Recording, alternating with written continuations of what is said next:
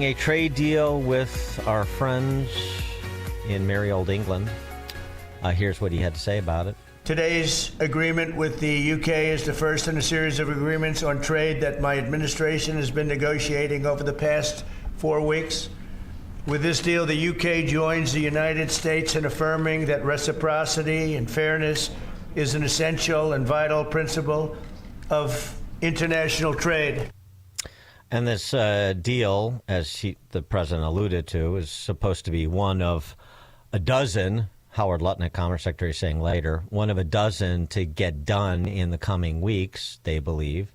And when that happens, and when the tax and spend bill is moved, tax relief, importantly, spending reduction, not as much as I'd like, but some. When that happens, here's what's going to happen to America, says the president. It's the biggest bill of its kind ever in the history of this country. And Speaker Johnson and Leader Thune have done an incredible job. I mean, I'll let you know we have to get a vote, but we have a lot of support for that bill. And if that happens on top of all of these trade deals that we're doing, this country will hit a point that you better go out and buy stock now. Let me tell you, this country will be like a rocket ship that goes straight up. This is going to be numbers that nobody's ever seen before. Brooke Rollins, the agricultural secretary, was on hand because one of the important benefits of this deal, so it was discussed, was to create $5 billion in export opportunities for American farmers, ranchers, and other producers that can sell beef into, and other products, but beef in particular was something that she focused on because beef has not been something we were exporting into England for the better part of the last 4 decades. Here's Brooke Rollins. Let's talk about American beef really quickly, and it can't be understated. I'm Brooke Rollins, by the way, how important this deal is and what this means to American farmers and ranchers. Specific to the beef, this is going to exponentially increase our beef exports. And to be very clear, American beef is the safest, the best quality, and the crown jewel of American agriculture for the world. So I think a really important part of this deal isn't just the ethanol reducing of tariffs from 19 to 0, which for our row croppers is a huge deal, but also for beef. And as we move forward, I know our incredible trade team is looking at all of the meats, all of the produce, really all of our agriculture exports. And I don't know if there's an industry that has been treated more unfairly and has suffered more than our agriculture industry. So we look forward to, I'll be in the UK on Monday, talking to my counterpart over there for next week, and look forward to moving that out across the country. And on the American side, Trump had initially announced 25% tariff on British products. Under the deal, he reduced some of those to 10%, including adjustments to tariffs on steel and aluminum, reduced tariffs from 25 to 10% on the first 100,000 UK-made cars coming to America, including, a lot of luxury brands, Rolls-Royce, Aston Martin, Rover, McLaren, Bentley, Lotus, MG, Jaguar, all the sorts of cars that Amy drives. Yeah, exactly. The Rolls isn't going to be, the new Rolls isn't going to be as expensive as you thought, Amy. So that's good news for you. Oh, phew. I can sleep better at night. Thank you. For more on this deal and the more that are said to be coming, pleased to be joined by Steve Moore, economist and all-around principal over at the Committee to Unleash Prosperity and all kinds of things. Steve, thanks for joining us. Appreciate it. Well, good morning, guys. But I have to say you kind of buried the lead this morning because I think that, the big question that everyone around the country and the world is asking is our new Pope a Cubs fan or a White Sox fan? Oh. There's a big dispute about There's no dispute. Going on. Right? There's pictures of him at the 2005 World Series. He's a White Sox fan. Was that? He's a White Sox fan. There's pictures of him at the World Series in 2005. Yes.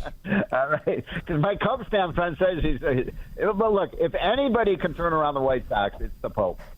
Yes. Well, I don't even know if that would help. But okay. They're 10 and 28 right now? Yeah. So this is a big deal, no question about it. I've been a doubting Thomas, as you guys know, about the Trump strategy on tariffs. I think it's been kind of haphazard and ham-handed. But but this is a big development, and I was thinking about this in the context of, remember when COVID hit, and Trump said we're going to have a vaccine, and New York Times, it's going to take 3, 4, 5 years to get a vaccine, and of course Trump got that vaccine out there in 9 months, and that shocked everybody. And so this is pretty amazing how quickly. They were saying the same thing about it's going to take years to get these tariff wars settled. Well, it's only been 30 days since he suspended the tariffs, and already he's got these guys knocking on the door. I think this sounds like, I don't know all the details of the plan, but it sounds like a very positive development in terms of both sides lowering their tariffs, which leads to freer and fairer trade. The one element that it does not address, which was, I think, one of the most important, is these the digital services part tax. of our economy, obviously, is these technology companies, Google and Apple and Amazon and so on, and these countries like the Brits have this special tax they impose on our tech companies, and I was hoping that Trump would force them to get rid of that discriminatory tax. They didn't, but otherwise, look, this is a big development, and I think you're going to see other countries knocking on the door in the days to come, saying, "Make a deal with us too." Well, let's say that comes to pass, that more deals come, and I don't know. It sounds to me like there are going to be deals of the variety that we sort of discussed, with like going from NAFTA to USMCA.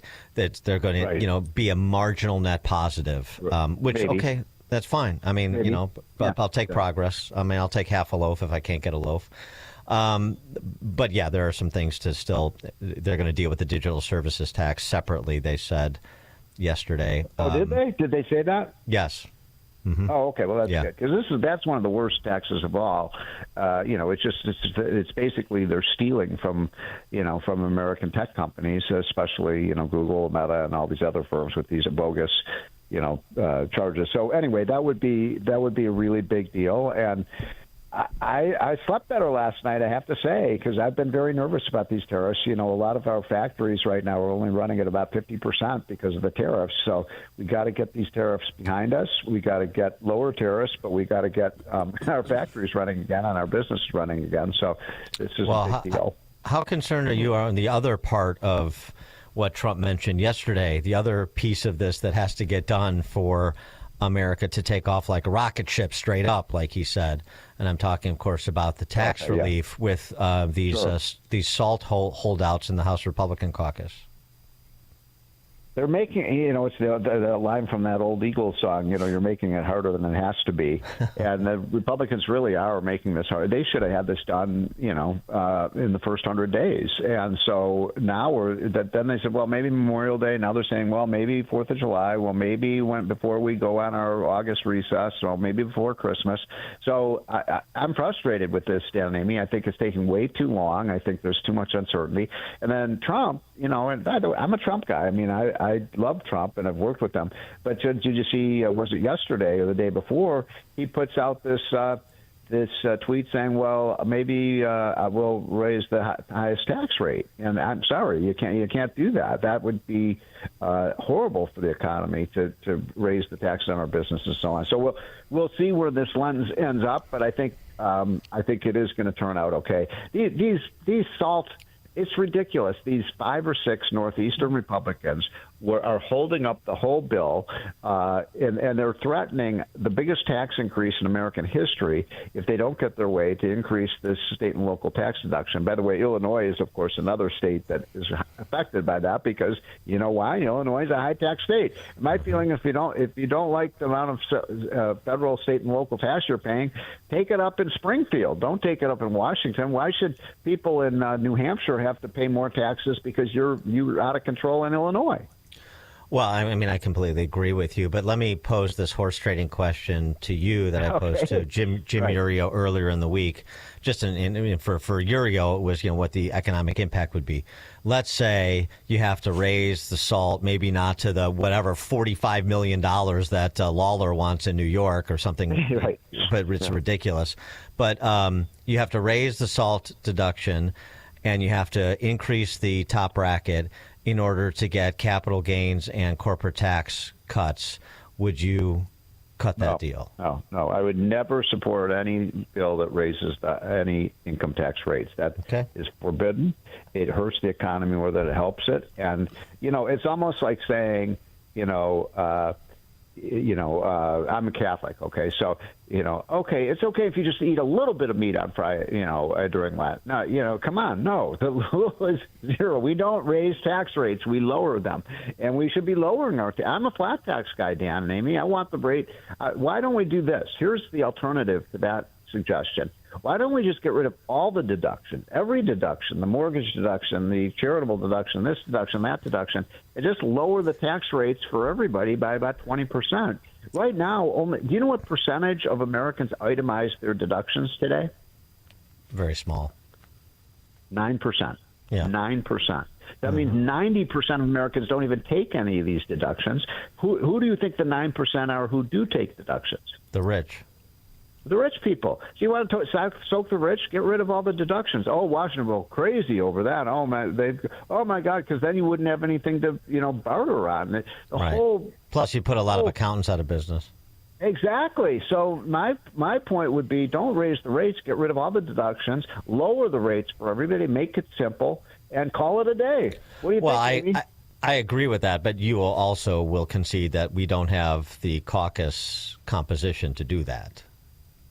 Well, I don't know. Miracles can happen. In 1986, That's what it would be. 40 years ago, we had Democrats. This is an amazing statistic.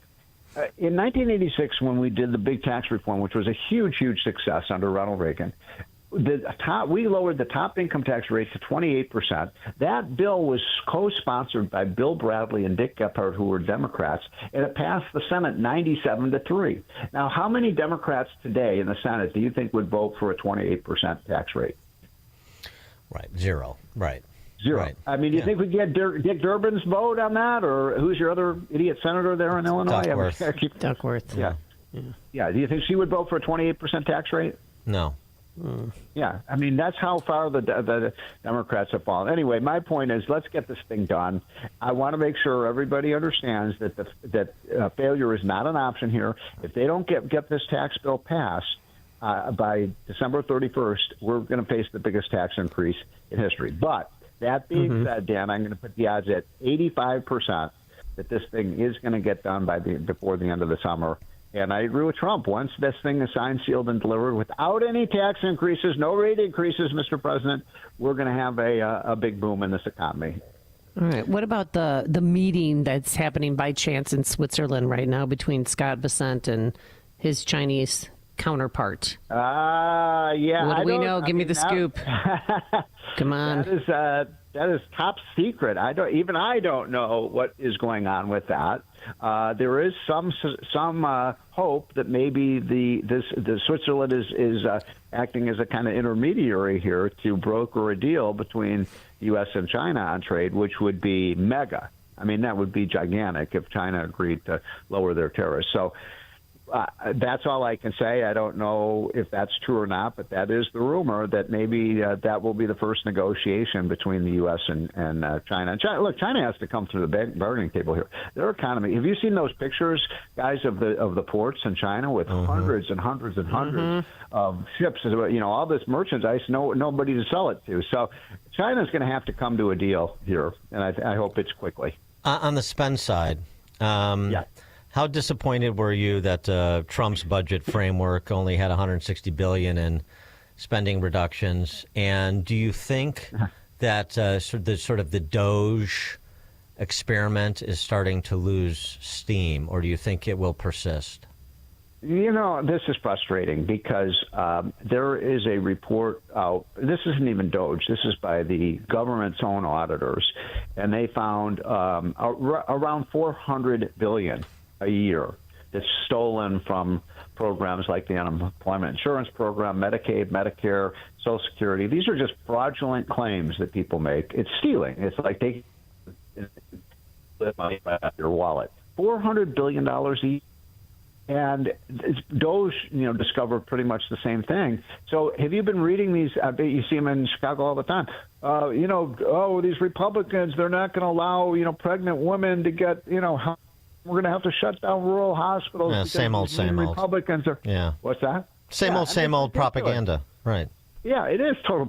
All we're saying is the people who are frauding the system should not get the payments, and so everybody should be in favor of that. But no, pregnant women will get prenatal care and all this stuff. I mean, it's just outrageous to read these headlines. We can cut the budget by at least $2 trillion, and most Americans wouldn't even know it was missing.